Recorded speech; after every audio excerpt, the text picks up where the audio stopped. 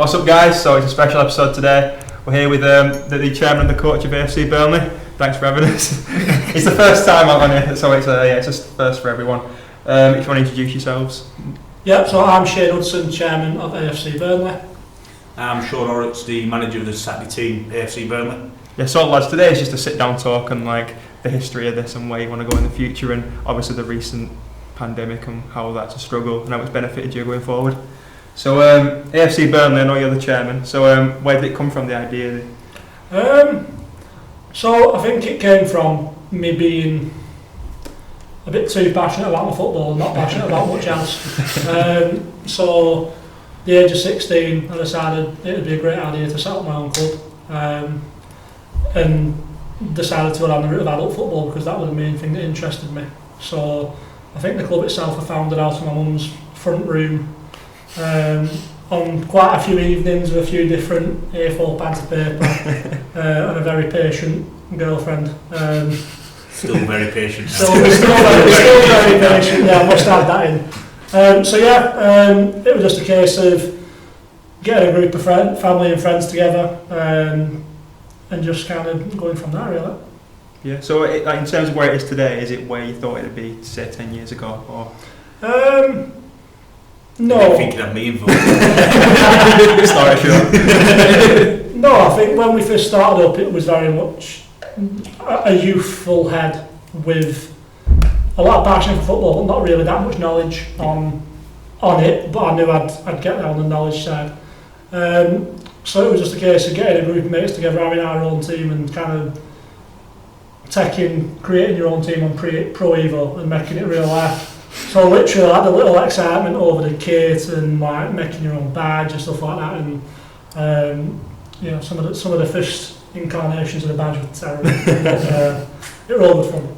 Aye. That's where it all comes from, though, isn't it? You've got to, when you start your own team, it all like read on the website, it's all about having fun with football and enjoying it and developing. And if that's where you start from, it's an easy way to start and go from and progress. I think as a kid, all you want to do is go and play football with mates. Yeah. You know what I mean? So speaking to Shane when I took the job here, and about when he started the club, that's what he started it for. You know what I mean? Just to have fun, get engaged mates, and it's obviously evolved over the last 10 years. Yeah, definitely. Is it mainly like, because I was reading about you, and you said it's family and friends that started it, and is it still that a main core of the club, or has it developed from there? Yeah, so I mean, my brother, for example, has played for us from day dot. He still plays now. To what level or what ability? People judge that. No, we've always tried to involve kind of friends and family that want to be involved. And my missus has done a hell of a lot of different roles. And I know a lot of people kind of think, oh, your missus probably just washes kit, but she's done everything. She's done all the welfare, the safeguarding, the secretarial stuff. So she's been there through the journey, and now we've grown up a little bit and got kids. She's kind of gone back to that, and I've got other people involved. But even there, our vice chairman, who's new for this season, Ben, he came to the club probably about 5 years ago as a player for one of our teams.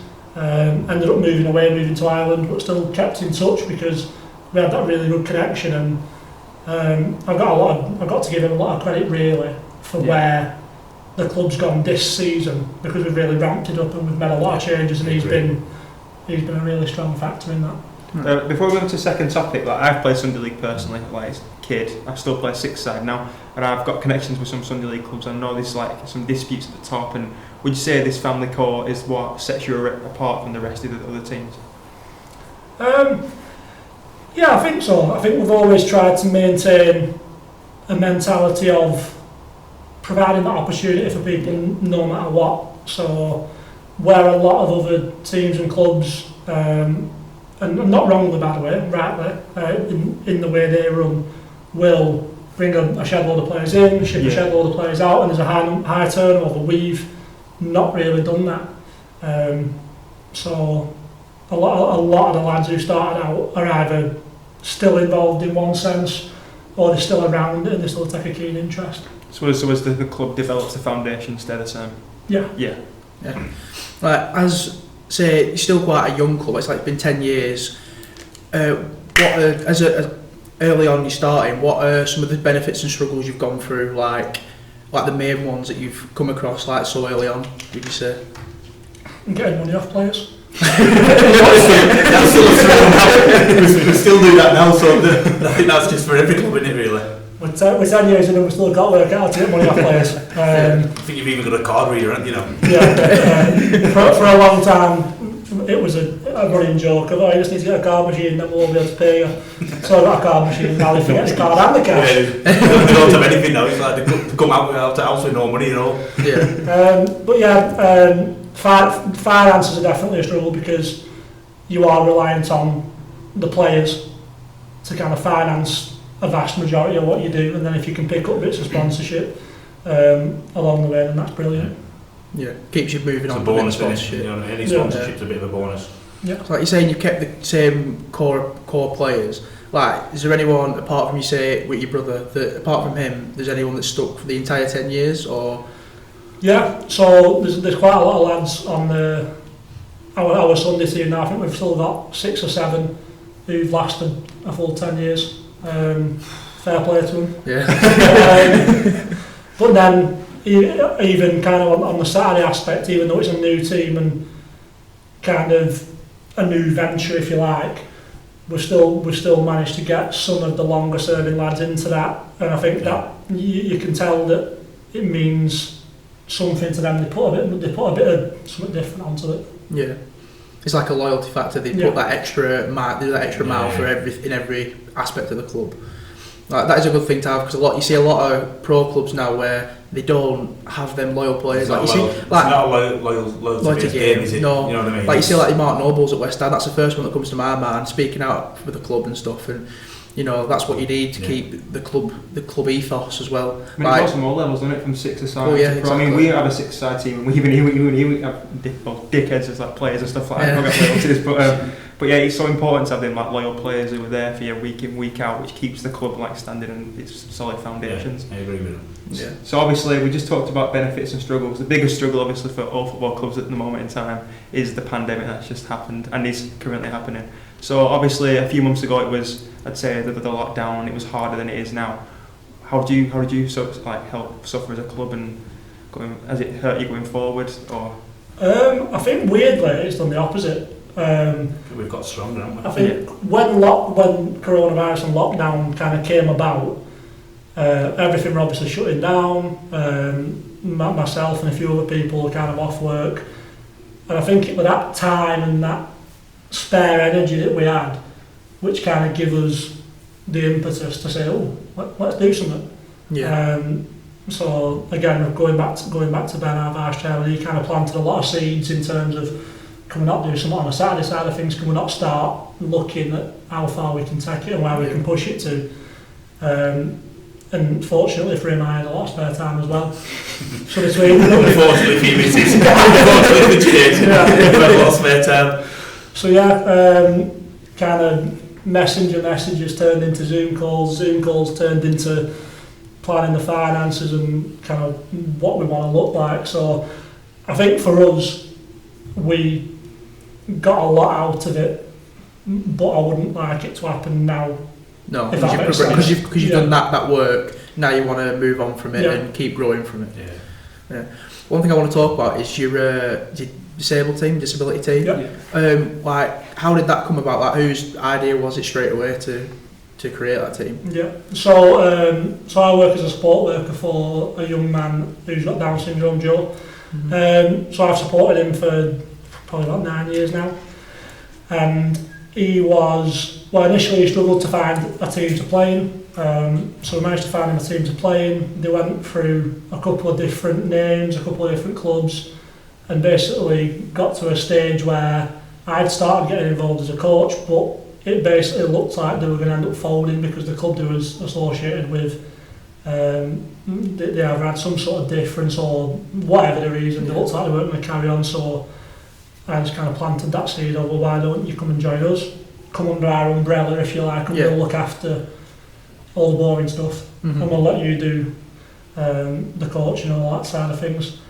But then again, very quickly they became a big part of the family, if you like. Yeah.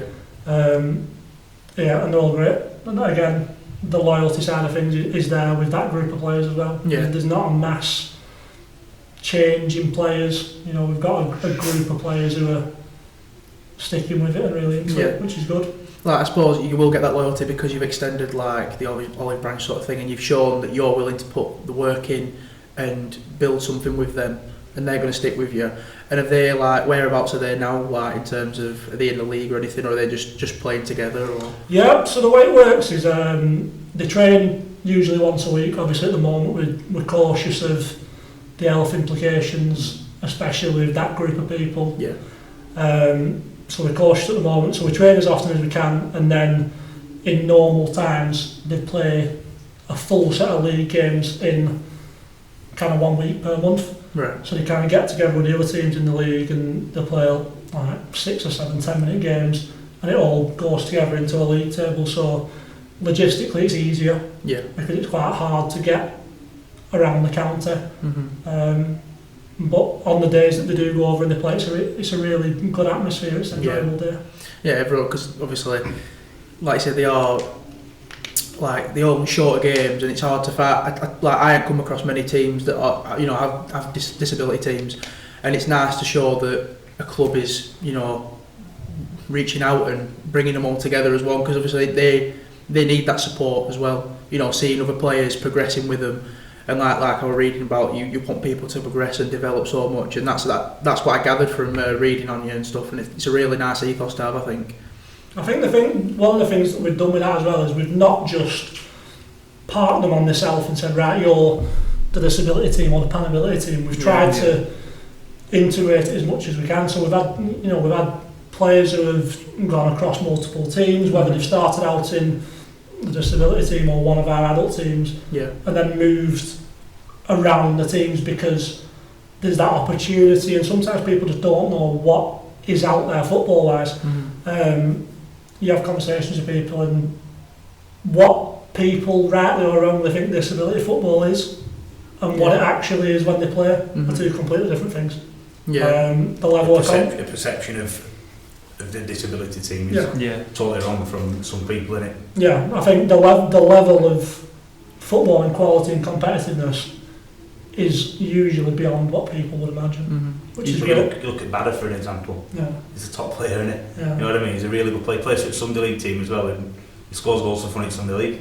But he also plays for a panability team. You know what I mean? So people think because he's disabled, he won't be able to play for a Sunday League team. It's a false perception. He's probably one of the better players in Sunday League team, isn't he, as well? You know what I mean? And is that something you two would say other clubs could take, like from you, like maybe integrate a disability team? I think because I feel like there isn't, like Waddle said, there isn't a lot of clubs out there who do provide that for people less fortunate. You know what I mean? So I think that's something maybe other Sunday League teams and pro teams could implement, like growth. It's growing the sport, really, isn't it? You know what I mean?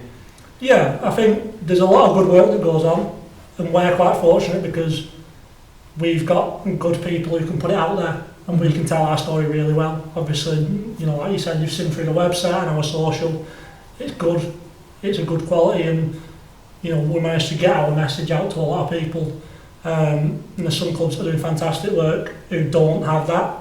So maybe the word of what they're doing is not getting out. But yeah, I think anything where partnerships can be made between adult football and disability teams, youth football and disability teams, and they can get that integration going, that'd be great if we could see more of that, definitely.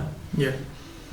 Well, so we talked a bit about the pandemic. Like, I don't know who you both support, but who do you both support actually? Unfortunately, Burnley. We've got 3 Burnley, a Man United fan, but it's fine. Like, obviously, it affects the pandemic has affected smaller teams more than pro teams, but what's your take on how everything's gone on and the reaction from certain clubs? Like, do you think the Premier League especially has done it right, or are you not too keen on how they've gone about it? Well, now they're talking about Man United and Liverpool starting this power charge, aren't they? You know what I mean? To try and take over and strip it down to 18 teams, which I think won't benefit teams like Burnley. Yeah. You know, personally, you keep as it is because it's only them who's going to get richer. Yeah. With the smaller teams who are going to lose out more. You know what I mean? Exactly. And talking about B teams going into the EFL, it's going to affect Accrington Stanley as well. You know what I mean? Having to play a Man City B team, and it's just like there's no progression for them, is there? You know, for the smaller teams. It's just a power trip altogether. That's what it is, isn't it? It's the greedy wanting to get return it. And I think the unfortunate thing that's brought this on is like teams like you've seen Macclesfield and Bury all going under, and then I think that's like the way they've tried to persuade teams to do it is with the is it like a cash support down the leagues and stuff, and I just think that's pity because teams don't want to go that way. But there's also a lot of teams, big teams, who refuse to help the little teams, you know what I mean? Exactly, I said this, it's like... But you go down to under 13s, under 14s, you get the big teams going and taking players from the teams like Accrington Stanley and etc. Who's got the decent players in the academy. Yeah. And they'll go down and just cherry pick who they want for little amount of money. Yeah. And when they do come progressing, if they do get anywhere near the first team, they've Accrington Stanley could have made a lot of money from that player. You know what I mean? Who then would have benefited as a club as a whole. Yeah. Like, do you have any teams that are a bit above you at your level wanting to cherry pick players from you, or have you never had any experience with that? Like, just a question. Like, I don't know if it's obviously with a Saturday team now. It's we're 4 games in as a Saturday team. Yeah. So it's like the players that I've got brought in they are probably at the level that we're at the moment. Yeah. You know what I mean? But obviously Sunday team's totally different, and it's not like that. The Sunday team, the Sunday league, it's more about having fun in it and playing with your mates. Yeah, I think the Sunday team is the original team, if you like, because that's that original group of players, and that's where we really embrace everything that we're about, and we're saying, look, no matter who you are, you can come and play football. Yeah. And obviously the Saturday team, he even lets me play a few games as well, so he doesn't let anyone play. He doesn't let anyone play. But yeah, obviously the Saturday team, we're trying to do, we are trying to progress, and it's a bit of a... It's a bit more serious, isn't it? Yeah, a bit more serious. But in terms of people coming and taking players and whatnot, unlike professional football, there's no contracts, it's no holds barred, and some lads will sign up for 7 different teams in 7 different leagues, and just because they can play all the time, sort of thing, and just pick up as many games as they can. But I know your phone's constantly going with players trying to come in, players trying to get out. Just had 24 down the training tonight, and it's an headache. But I'd rather have that than scratching around and only having 11 players. You know what I mean? I don't mind letting people come and try and get in, because at the end of the day we want to be competitive. So the more players we can look at while we're still assessing our squad, the easier it'll be to possibly get the better players coming. So that on that type of thing of cherry picking from other clubs, you don't really get it anywhere, do you? You know what I mean? Because players can just go wherever players can go freely. Yeah, like with that, have you experienced any like egos or anything like that? Because I'm reading that you like. No, I know there's a lot of egos in football, but I mean in terms of like, I'm reading that you prefer players with the right mentality to come into the club and like that sort of hard working, they want to put the time in. Like, is there any players that have come in and they've changed and then you've had to deal with them? Like anyone, like I know you won't name anyone, but like any experiences you've had with that? Yeah, we've had some players who, in the early years before now, have come to us, and initially you kind of think, Jesus, I don't have patience for this. This will only last a couple of weeks. But then you get to know the person a bit more, and sometimes what you perceive as an attitude problem is something more than it's something more, and there's other stuff going on. And I think we do try and get into that a little bit, and we try and strip the play down a bit. Try and make the links into everything else. But in terms of the current group, I think we'd struggle. Someone with an ego would struggle to come in, no matter how good they are, because we've got a group of lads who are very honest and very realistic. Yeah. So someone trying to come in and they won't take any shit. Give it Billy big time. They won't take any shit anyway. You know what I mean? As a management staff and as a playing staff, we're all on the same page. Whereas you come in, you work hard, and we improve as a team, improve as a group. Yeah, so you all put the same in, and then you can all improve together and get the most out of each other as a group as well. Well, people try. I'm not saying. People do try. Yeah. Well, like I said, football is full of egos. But when you've got a club like yourself, like reading it is very refreshing compared to a lot of others that you see. To have that mentality as a group, because a lot of clubs are very player focused. Exactly, is very refreshing to see. I must say, like. We also read that recently you've got 2 finals and you've just missed out on them. I think that's last season. Would you say in a player it's very important to be able to go again the next season, high performance? Because obviously I think that's key to longevity and sustainability as a club. You've got to always improve, haven't you? No, from the season before, for me as a manager, you've got to keep improving, or else you stand still. Yeah, you know what I mean? Yeah, you've always got to bring fresh players in to rejuvenate the group. Yeah. You know what I mean? You've always got to keep something fresh. Maybe it's as a management group, you change your training session just to freshen it up. Yeah. Just to get something out to your players. You know, it's knowing about what to get from your players. Yeah, totally. Like, how often would you say you have to change that up? Because you say you want to improve, and I know it's all performance based on results and stuff. But would you say, I don't know, did you do training sessions during COVID or anything like that? Groups of 6. You still kept. I literally just took over the team. Yeah, we said it's June. Yeah, June. Yeah. So it's I will bring. I think I've gone through about 50 players through pre-season. probably. You get players come down.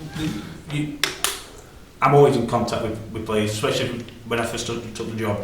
Probably contacted about 200 players.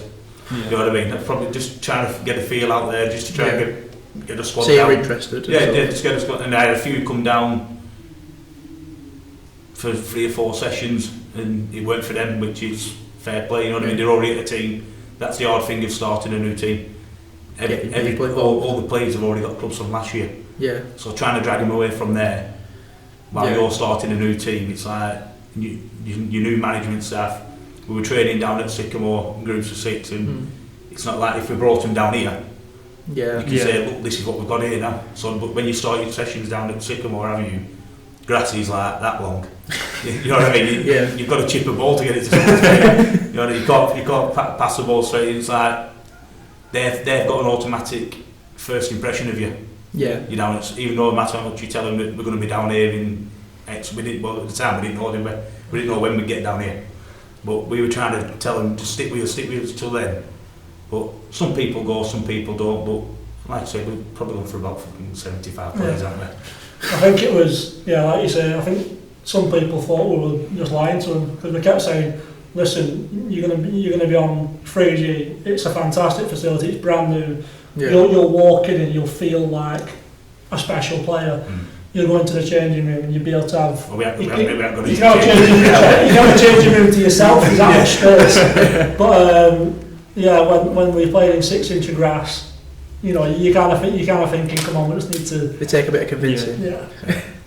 So when a new player does come in, like you said, this club's built on family and togetherness. Is there a way you do make them feel comfortable, or is it automatically the atmosphere? And So we make them feel comfortable straight away by making them stand on a chair and sing in front of everyone. Love it.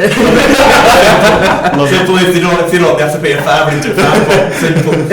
That's how you're going to do it. But no, seriously, I think, like we said, because we've got a group of good players, and not just good players, but good characters, you never get anyone kind of going, oh, who's that? You know what I mean? It's kind of, hey, alright, people introduce themselves and there's no cliques, is there? No. There's no groups of you don't want 3 there, 4 there, and bear in mind the group that I've got here, only a few of them played with each other in past. So they're all new to each other. Most of them are, they all know each other through Sunday League football in Burnley. Burnley's a small place. Yeah. But like we've got one lad from Fleetwood who travels to training and games from Fleetwood. Do you know what I mean? So he's come in, not many lads know him. Shane knew him from before. He don't drive. He gets to train on a Tuesday. What? And Saturday. You know what I mean? Rather than and he still has to pay a fine. But did everyone have to do initiations, by the way? That's one thing I'm thinking about. Did you both have to do it? Or really? Yeah. He smashed it with Labamba, didn't he? Labamba by... I got it with some Spanish dude. Where did you go for? I went safe with Robbie Williams. There were about 6 people there. Did you get any tears? Well. 3 people walked out. 3 people walked out halfway through. Yeah, I think I'd get that. So that filled me with confidence. But there's been some good ones, hasn't there, really? Yeah. Yeah, there's been a few decent ones. If we don't take off on football pitch, we'll just make a band. Yeah, just X Factor. AFC X Factor. That's what we'll start off. One question. Go on. We were talking about this earlier. About years ago, there was a lot of teams advertising for players in terms of Sunday League in Burnley. Anyway, Yeah, quite a few. Would you say like nowadays that is kind of dying off? I think the Sunday scene in Burnley, because it's become so small, it's almost become its own environment. So, for example, this week I've had a player who's played for me for a long time. He's not played for the last year or so, and he's just dropped me a message and said, I'm going to go and play for X team. I've not played for a while, I don't think I'm ready to come back in just yet.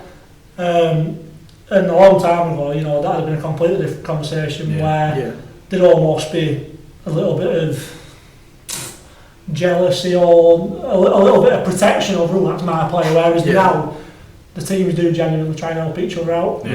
So when the new teams are coming through, there is support. There's people who are saying, listen, I've got this lad, he's played for me before, but for whatever reason he doesn't now, it'd be good for you and stuff like that. So it is a kind of good community. One thing you see a lot at lower leagues is like when you get injuries, especially at the minute with the fitness, probably like people trying to keep themselves fit, but injuries especially occurring.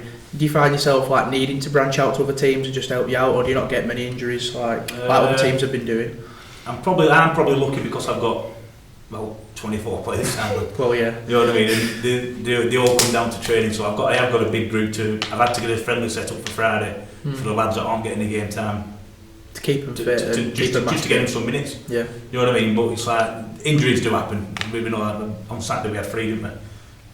He's still not talking to me about Saturday. I left him out, so he's a bit fuming with me. But injuries do happen. You know what I mean? But it's like you just got to take it on chin. And I've personally, I've got people ready to come in from the big squad that I've got. Yeah, that's all right then. But I think just on that as well, going back to the kind of characters we've got, lads that aren't in the squad. They still come down. Yeah, they're travelling to games. I mean, the first 2 games we played were away in other side of Rochdale, kind of 50-minute drives. And we had the 14-man squad, and then we had at least 3-4. I think probably at least 5 players. Five players who weren't in the squad, whether they were injured or just weren't selected. Yeah, and they're coming down to support. You know what I mean? So it's that like, is a good group. That's a big the atmosphere that we want. You know what I mean? Yeah. It's one for all basically. You know what I mean? It's not any individual. If you're not in squad, that's it. Go Saturday shop where your missus shopping. They want you to come and support the lads. Yeah. One thing I wanted to ask, like, say 5 years from now, whereabouts do you think you'll be, and where do you think football will be? I'll be managing at Burnley.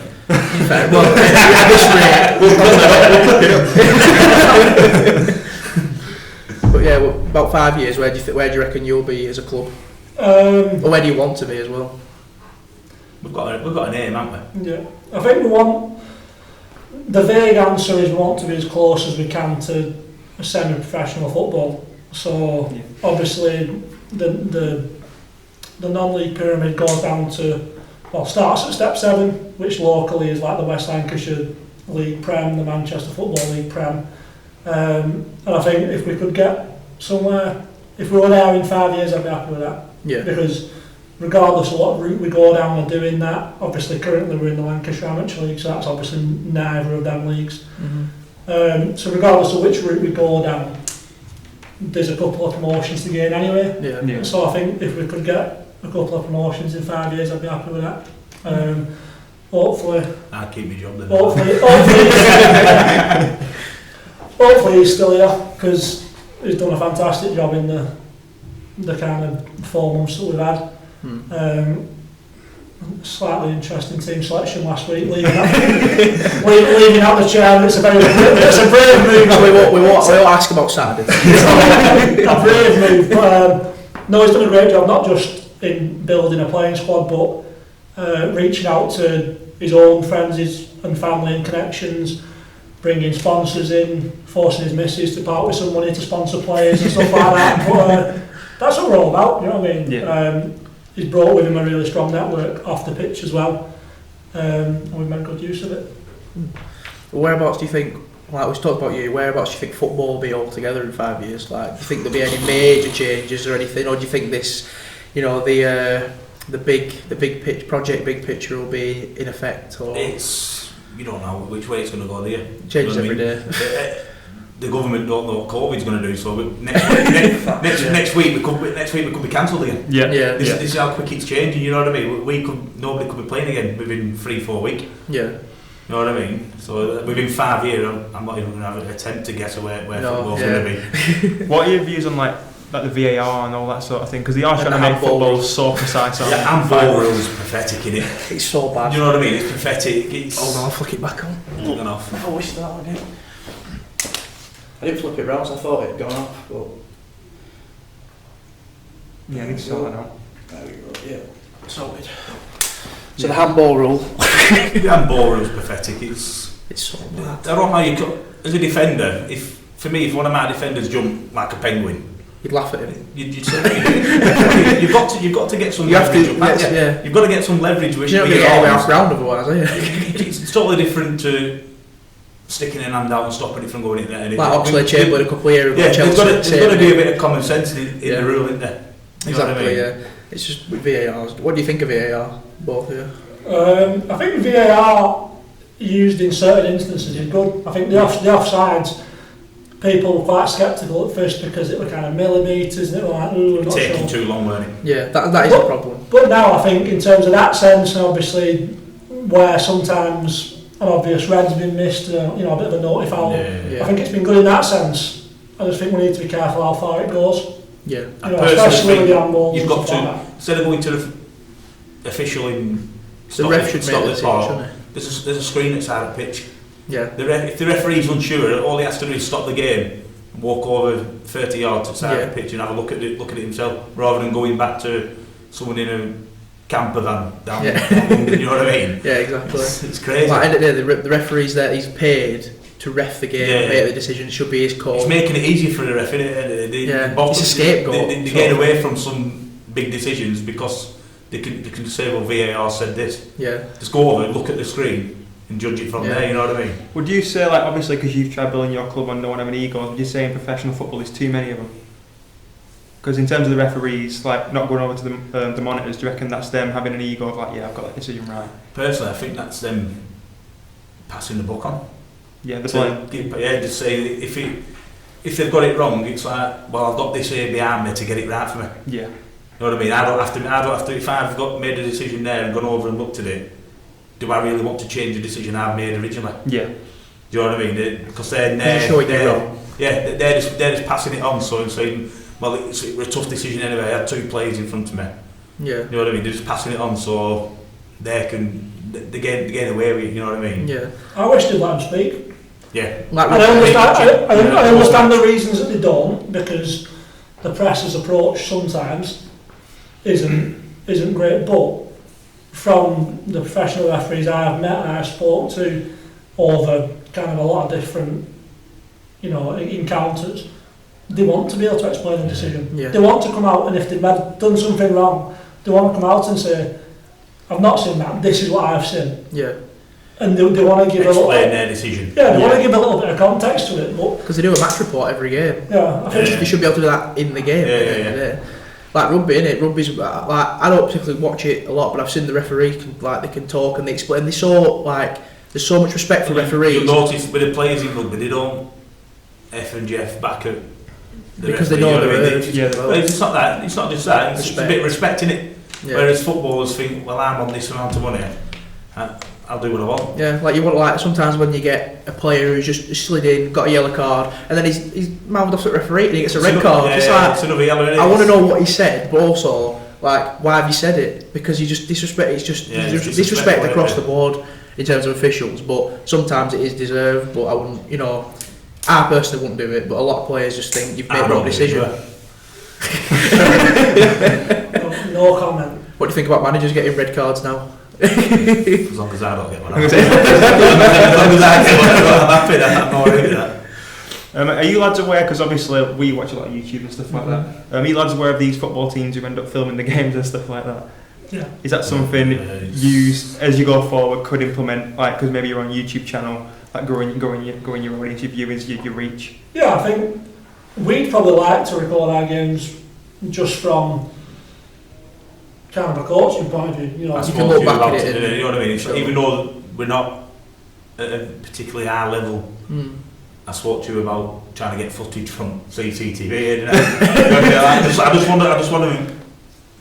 just want to sit down and just watch a game. Yeah. You know what I mean? See what I've missed personally from sideline. And then you can bollock a player for not marking a man. I don't shout at any player. I think you've got to be careful. I think some teams put a lot out there. Too much. And I think sometimes, especially when you go higher up, obviously not where we're at now, but when you go higher up, you put too much out there, you're basically saving some lad from driving down to scout you, because they don't need to. No. They just watch you, Yeah, and you can learn a lot in 10 minutes. Yeah. Do you know what I mean? So, I think It's a fine balance, isn't it? yeah, you've got to, as you go up the levels and it gets a bit more serious, you've got to find that balance between showing people the good stuff, showing people the bad stuff, and keeping one set of footage to one side for analysis, and then clipping down some stuff that you can put out publicly, which isn't going to affect The goals and that, Yeah. innit, basically. Yeah. Like, I suppose, because a lot of them do film their managers' team talks. Would you allow yourself to be, your team talks to be I don't shown? think I'd ever attract any other players ever again. if my team talks got video. No, it's not. That's not something I personally like. You know what I mean? When you're in a changing room, it's your own sanctuary with your own players. What goes on in there gets dealt in there and gets left in there. Yeah. You know what I mean? So I personally wouldn't Well, that was the thing that come out with the. Did you watch the Spurs documentary on Amazon? Yeah, I finished it over there. Actually. Yeah. Well, Solskjaer come out for Manager United, said that he thinks the dressing room is sacred and he would never allow that to happen. Like, is that, like you said, is that the same view? Yeah, or? but it's like I say, if you have a bit of a ding dong, you don't really want it being aired out to everyone else. No. You know what I mean? So it's like what happens in there Stays in there. At the end of the day, it's your change room as a team. Well, you can say what you say to get off your chest. You can have a bit of an argument if you want. You know what I mean? So it stays in there for yourself. And once you're out of there, it's done and dustedly. Yeah. It's that safe space. You've got to be able to be confident that you can be honest to each other. Sometimes people are going to disagree. I don't think any benefit would come from that being available on YouTube or social media afterwards. Yeah. You know what I mean? Potentially, You shoot yourself in the foot, aren't you? Really? Yeah. Yeah, true. I mean, like, because obviously that's something we thought about, because we looked at your Facebook page and your team lineups are quite professional in terms of the way you put them out. Yeah. And a lot of Sunday League teams just like say to put them on a status. Is that something you thought of when starting the club? You want to come across as professional and as if like it is quite high level. If you get what I mean? Yeah, I think it's pride in what we do. Yeah. And we take a lot of stick for it, but you know, There's nothing wrong with that. There's nothing wrong with it. No, we put ourselves in that position because that's how we want to be. Yeah. That's how you want to we want to progress. We want to progress as a club. Yeah. And to go higher. So we do get a bit of stick, don't we? we know that off the pitch we are already levels above where we are. Yeah. You know, kind of what we do in the background of the club, what we put out there for people to see. We know it's of a good level, and that's why we've obviously made the decision to try and get a playing squad on a Saturday to that level to match it, and then you know we can take things forward and we can do more things. But like I will say, he's already spoke about Ben, but Dan as well, the media guy. They both do a fantastic job. They do a lot of hard work during the week with the graphics, getting all that sorted. Yeah. You know what I mean? So their levels above what we are, where we want to be. You know, They're the behind. Their levels will be. They know where we want to be off the pitch. So they put the it's work down in to behind the us. scenes Yeah. that people don't see as much. So it's down to me and management staff to get us to that level on a Saturday. well, when Dan came in, he kind of came in and said, "Oh well, I've got a season ticket on turf, so I'll do it until football comes back." And I genuinely don't think it'd be on the turf if it became back next season, because he's into it, and I think he feels valued. I mean, the amount of times the players have asked for him to be added to the bloody group chat, and I'm just like, he doesn't want to see what's in the group chat. We don't need him exposed to that. To be fair, I put him in today. Actually, I thrown him in today. I thrown him in deep end. You know what I mean? He's one of the lads. You know what I mean? Just because he doesn't play, he's still involved. Part of the team, and that goes for everyone. He's respected as well from the lads as well, and you know what I mean, for what he does. He comes down obviously he's back at uni at the moment, so he comes down on a Saturday when it's pelting down outside, and it is one of the lads, isn't it?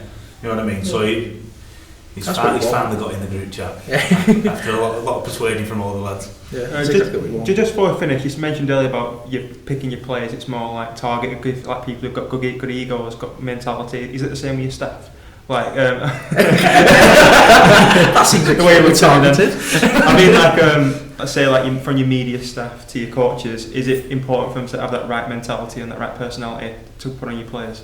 Yeah, I mean, obviously, for us when we were looking for a manager to take us forward, we needed someone who already had a level of respect locally, so we knew that he'd be able to attract players, couldn't find anyone. bring his own coaches in and stuff like that, but also someone that was real, someone that was realistic, and I don't think you've heard me say this before, but we wanted someone that was going to challenge us. We didn't want someone that was just going to sit there and go, yeah, I agree with that. We wanted someone who occasionally would have to put the phone down and go, you know what I mean? We wanted that little bit of a challenge to manage, because not only does it mean that he's got his own way of doing things and his own mentality, it means that we benefit from some good ideas that we'd have missed. Yeah. Do you know what I mean? If someone just is a yes man and goes, no worries pal, that comes up with stuff that you wouldn't think of at all. Yeah, and it makes you see things from a different perspective, and I think everyone that's involved in the club at the moment, they all bring something different, they all bring good qualities, but they're all in it for the same reason. They're in it because they love what we're doing, they want to progress, and it's good. Yeah, like I say, ideally, where I want to wire, but I want to wire with these. Yeah. Do you know what I mean? I'm not one that's going to, say in 4 or 5 years' time, jump ship. You know what I mean? It's obviously we're going to grow together. We never really knew each other up until 4 months ago. Probably ring him about 450 times a day now. Probably speak to him more than I speak to my missus, you know what I mean? It's like there's a bond there now between the management staff, the players, the media staff, the chairman. You know what I mean? We're all as one. There's a passion for it as well. We're all pulling in the same direction, and I think we are heading where we want to go, aren't we? You know what I mean? There's going to be a few bumps in the road, but we'll get over them and we will move forward with it. Yeah, do it together as well. Yeah. Well, there will be arguments, won't there? Yeah. There has been. There has been. But it's like I say, you're doing it because you want to progress. Yeah. You know what I mean? You want to be the best that you can be. So if there weren't arguments, like he said, you won't go anywhere. I wouldn't want to be a yes man. I wouldn't want him to say, well, I'm playing Saturday, I'm chairman. Yeah. So, you know what I mean? It's like, you tell him to sit on bench. You didn't even get on bench.